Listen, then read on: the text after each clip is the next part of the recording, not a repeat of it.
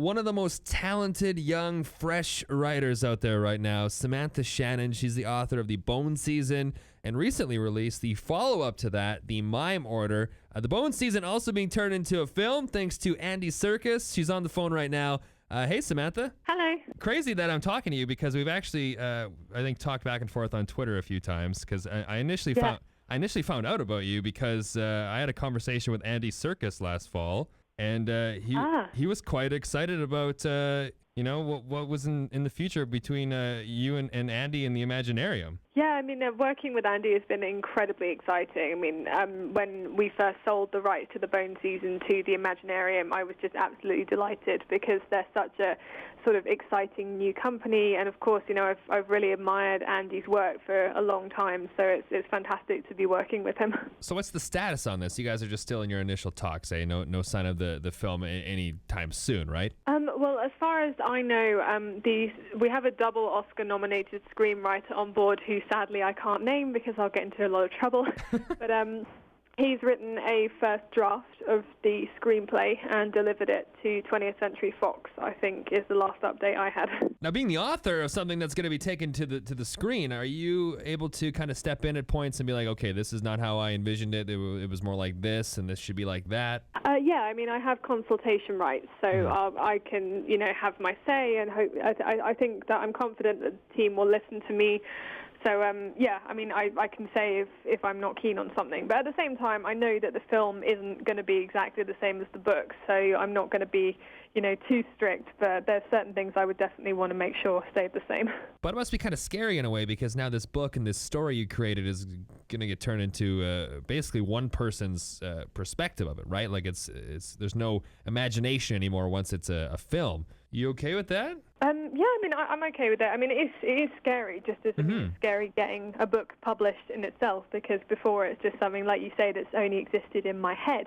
But I think, it's a really exciting thing to make the film because you're sort of making one version that everyone can share. Because obviously every reader has a very different image of the characters and the world in their head, but it's a really lovely prospect, to make a film. It's kind of like, how the Harry Potter films, everyone will envision Hogwarts very differently, but then they've also got one image of Hogwarts that they can all share together. And I think that's a really lovely thing about film. Yeah, and I think if you're going to hand the reins over to somebody to put their imagination to this and make it really come to life, there is no better person out there than Andy Serkis. Oh, absolutely, I agree. He's a genuinely nice person, and also so committed to his particular area of film. Of course, he's very, he's interested in developing motion capture, and I've always really admired that about him because even though, like, the Academy, often don't recognize motion capture acting, but he still does it. Like, even though he might not get some of the recognition that he deserves for it.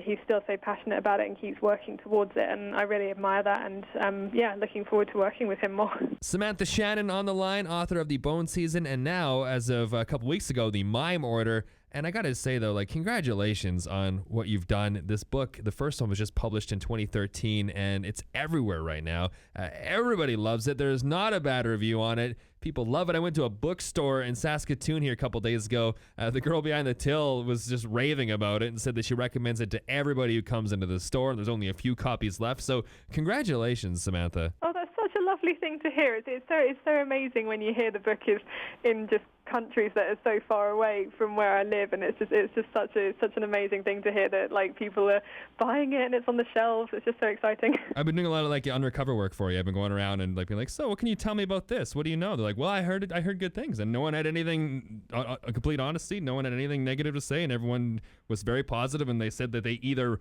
loved it themselves or knew somebody that did love it. So that's can't get better than that. Well, that's lovely to hear. That's put a really big smile on my face. Thank you. Well, I think the speed of this whole process just speaks to your talent and your quality of work. I saw the Vine video on your website of you watching all your books being printed on this massive assembly line, and I think you stole one. Yeah, no, I mean, that was a great day at the factory. I actually asked if I could go and see the book being printed just because it felt so real when I actually saw it kind of coming off the factory line and being bound and cut, and it was just a really interesting process, and it's still amazing, when I see it in a bookshop. It's just such a surreal thing. Do you ever get worried? Like, I think for me anyway, like, I would be so worried that there was, like, a mistake or something like that, you know what I mean? Like, there's how many millions of copies? Like, what if there was one comma missing in one sentence in some chapter somewhere? You're like, can we just check over that again, maybe one more time? Yeah, no, there have been a couple of typing mistakes in copies of the book I've seen. Like, I won't say the precise word where there was a typing mistake in the first one because it's a rude word, but it was basically accidentally capitalized, and it was supposed to be like quite a soft version of the word, and it looked as though the character was saying it with so much more anger. It's like my favorite typo. Do you just leave? Is it in there now? Like, is that the version that we all read? It's in the first edition print. The first print run of the Bone season. It is in there if you look hard enough for it. I like this. This is like an Easter egg or something. You gotta like get a first edition copy to find. That's pretty cool. Yeah, I'm quite fond of it. It's a typo that's close to my heart. Let's go back though before the printing and just the idea phase, and you're sitting there and you're writing this down. Like, where does it come from? Is you're essentially creating your own universe, you're creating words and terms and names, and a lot didn't exist before. So what's that process like? Well, the first idea for the story came from when I was working in Seven Dials, which is a district in London, which is very important in the book. And I hadn't actually been to that district before. And there's a lot of stores in the area that sell crystal balls and tarot cards, and they give psychic readings and that kind of thing. And I became really fascinated by the idea of what it would be like if clairvoyants lived in London.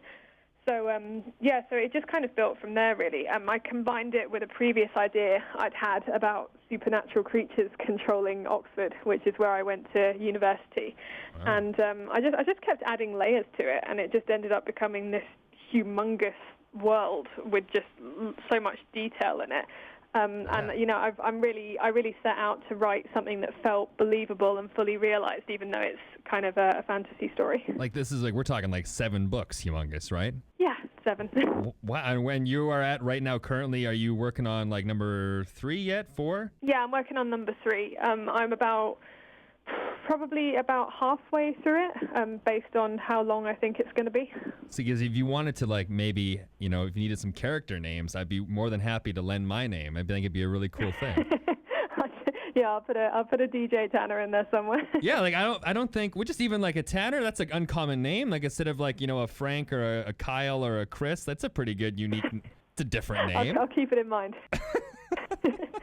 Samantha Shannon on the line, author of The Bone Season and now The Mime Order, the follow-up to that. The book follows Paige, who is a clairvoyant, and in this dystopian world where the line is blurred between this world and the spirit world, so people are able to command spirits and control spirits. And now, is this something you believe in real life, or do you believe in auras and everything that goes along with that? I've actually I've never really been convinced by what I would call real clairvoyance. Mainly because I've always been too scared to get my palm read or my fortune told, just because I'm scared that they're going to tell me something bad, and then I think it would just play on my mind. So I haven't really done a lot of kind of practical research. I've done a lot of historical research, but not I haven't been to a modern clairvoyant.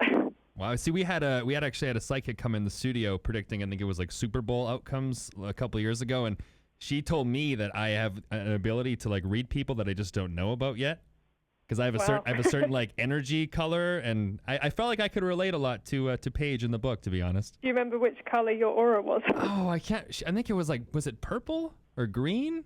You must be a soothsayer.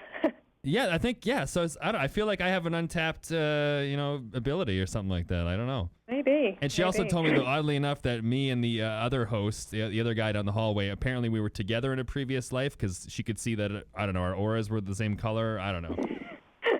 So it's changed the office dynamic ever since that day, but hey. Yeah, that is a little awkward, just a little bit.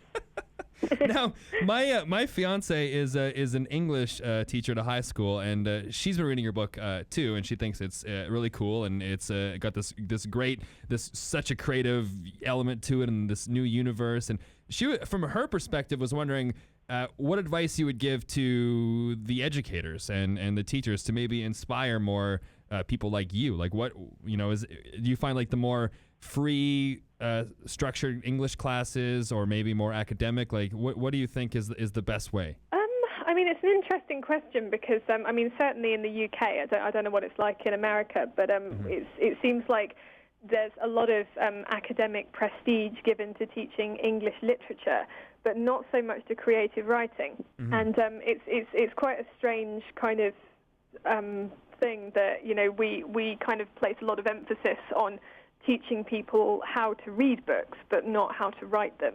Mm-hmm. So I think, if teachers are trying to encourage people to write, I think the most important thing is not to tell students what they can't do. I think writing is all about experimentation and not being afraid to break conventions and just try out lots of different voices and lots of different styles, and just, so I think just don't kind of, just encourage students to try out lots of different things until they find a voice that they really enjoy writing in. Was there a moment in your school career or a teacher maybe that really helped you out and kind of maybe pushed you to become this? Not really so much with writing.